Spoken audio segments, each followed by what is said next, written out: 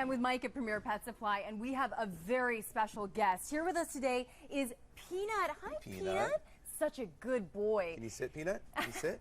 Very good. We're talking about yard work, you know, with the weather the way it is. We're going to be busy outside, but we don't want to track all of that dirt into the house. And with those kind of white paws, we want to make sure our pets are clean as well. So you've got a pretty interesting tool right there, Mike. Yeah, so April showers bring lots of mud in the house when you have a pet, that's for sure. And the Mud Buster is fantastic. So what you want to do is just leave this by the back door. Okay. Put in warm water and dish soap.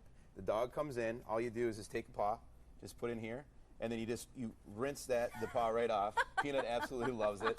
You can see the bristles inside there are actually silicone, so they're very soft.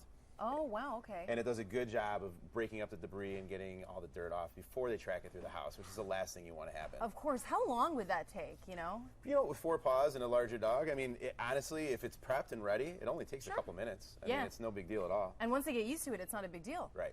And then we've also got some other contraptions here, a doormat as well. I really like the feel of this. So the Dirty Dog doormat has been super popular over the past few years. It's actually a very, very absorbent microfiber. So what you do is you just lay this out like you would any other doormat, right by the door wall or the back door, wherever the dog's coming in. You receive the dog there. What I do is I'll just take it and I'll wipe the paws down with it, so you get all that mud and all the wet from outside off, and it keeps it contained into a certain area before you let the dog run in. And could you throw this in the washer dryer? Absolutely. It is machine washable, and it actually lasts a really long time. We've had customers of ours that had them for years, and they just end up putting them at every door in the house. I was going to say, this could make a good bath mat as well. Right? My dog ends up laying on it. It's so comfortable, that it ends up being something that it lays on as a bed.